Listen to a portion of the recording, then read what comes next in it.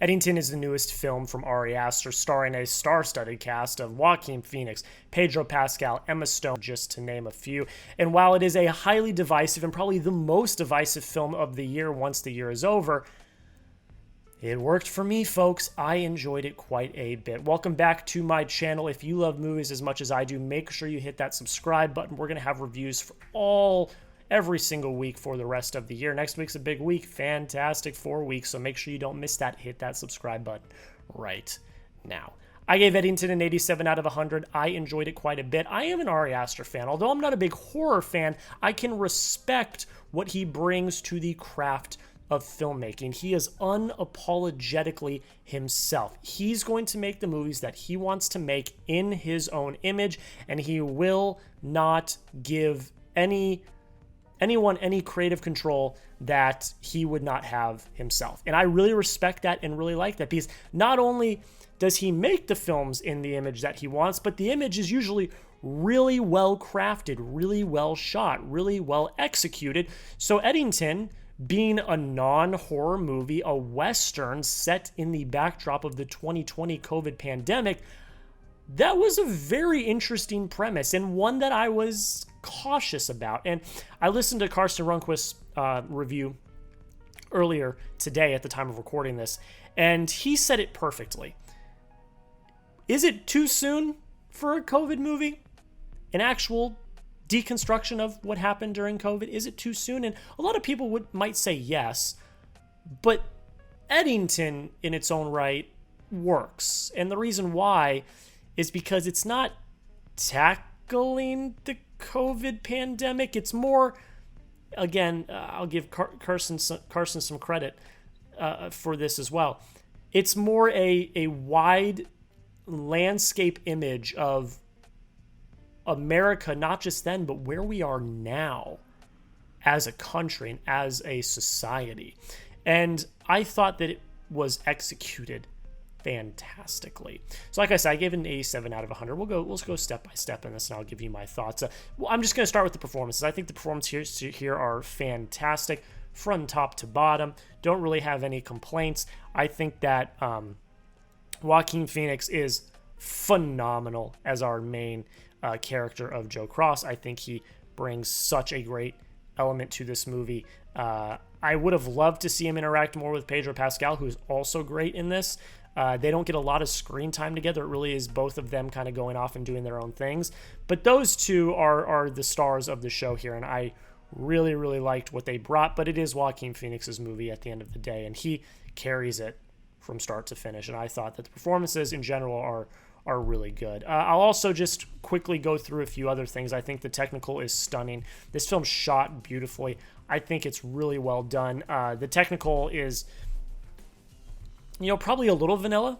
It is a modern day kind of drama, so you're not doing anything incredibly impressive, but it's still a very technically sound movie, and the cinematography in particular is really well done, and I give credit to the entire team involved in that. Let's talk about the writing. It's because, again, this is a highly divisive film.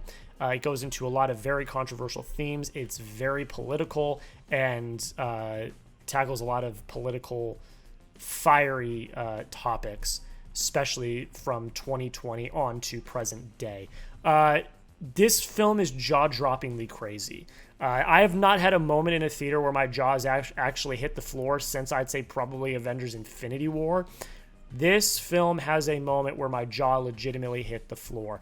The thing I love about this film so much is the fact that it is basically a film of two parts. It is more of a calm, tense Western in the first half that is following these two guys, going after the mayorship against each other, and all of the different things that kind of go through that. And then you get into kind of the second half, kind of third act, and it turns into an absolute batshit crazy ride of a time. And I'm not going to spoil this. I want everyone to experience this for themselves, because it's a complete tone shift, and it's absolutely fantastic. And I thought it was awesome. It was really awesome to see. Another thing that I can really respect from this film And this is something that a lot of people are going to kind of go back and forth about, is the politics of it. It's highly political without taking a side, and that's something that I really respect. And I gotta give Carson Runquist a credit for this. He considers this a landscape kind of photograph of what America was in 2020 and what we still are today. So instead of taking a side, instead of staking a claim that this side's right or this side's right, it really is just a deconstruction of how we are as a society, how we were, how each side of the aisle is reacting to certain situations. It tackles themes of, Black Lives Matter, police brutality. It tackles themes of, COVID, the mask mandates. It tackles the themes of, political campaign cycles and things like that. Like it tackles a lot. And at points, it seems like it's a little overbearing. And I do think that it can get overbearing for that reason. And that's probably a reason why I would ding a point or two off of the movie. I think it gets a little too ambitious, but I like the deconstruction of both sides of the party and how both sides of the aisle, both sides of the aisle both get a little crazy at times. And everyone during the pandemic and lockdown got a little crazy. And that was kind of the central focus of this film.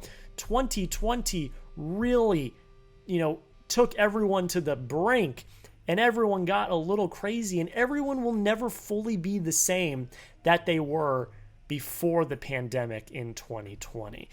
It also takes a hard look at social media, the mainstream media, conspiracy theories, how our minds were forever altered by the media we were consuming when we were in lockdown, how the media we were getting online was way more accessible than it probably would have been before everything happened at the beginning of 2020. And all of these themes were really interestingly thought of, but not all of them were executed to their fullest ability. I think Austin Butler's kind of through line plot wasn't executed. I felt like that was kind of half-baked, and I felt like there were other things that felt half-baked in the script as well. Because, again, Aster was trying to accomplish a lot here, and I think a majority of it he did, but I do think that there were some big swings that were misses at the end of the day. I want to try to be as obscure as possible here because I want you all to experience this on your own. I don't want you guys to, I don't want to spoil anything for you guys. But at the end of the day, I think that this is a very vivid picture of 2020. It's a very accurate depiction of what the world was like and just a view of how we got to where we are today. Because I think 2020 was a big kicking off point to getting us to where we are today as a society. And as a society, I think a lot of us can admit that the world is pretty damn crazy right now. And I'm not saying for any reason in particular. I think the world in general is just a little crazy. And you can point to 2020 and the pandemic and everything that happened at that point as probably the pushing off point to get us where we are today. And Eddington is a perfect examination of how we got to where we are today. A lot of people aren't going to like it. It's a very divisive movie. There's a lot of things that are not going to work for people. But for me, I thought it was executed very well. And it's a film that I am actually looking forward to watching again and uncovering more layers of the onion that is Eddington. It's going to be seared into my mind for days past this as well. There's a lot to cover here. And it's a film that I'm going to remember for a long time. Also, real quick, it's also really funny. Like, low-key, a funny movie.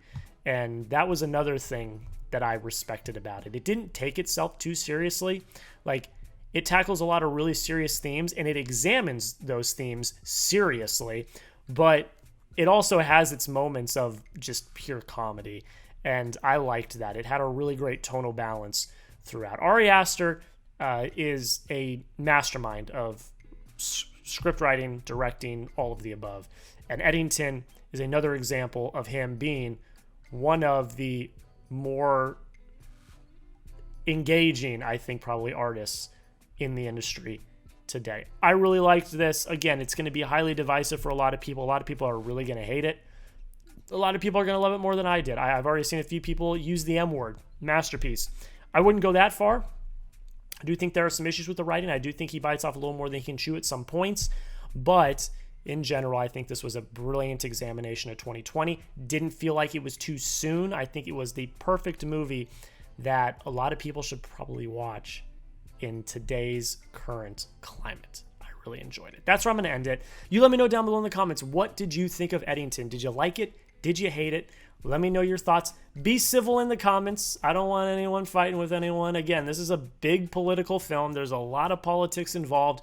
But I actually think, again, like I said, this film does a very good job at not picking a side and just going down the line and critiquing everybody. And that is something that I really respected about this. So keep it civil in the comments. Let me know your thoughts about the movie. Let's not get into the politics. Let's talk about the movie. And I'd love to hear them down below. We'll have a conversation in the comments. That's it, guys. That's where I'm going to leave you. Make sure you follow me on social media. Those links will be down in the description. Make sure you subscribe. It's a big week next week. Fantastic Four week. Don't miss out. Don't miss the content. Make sure you subscribe. Join the family. And until next time, we'll see you in the next video.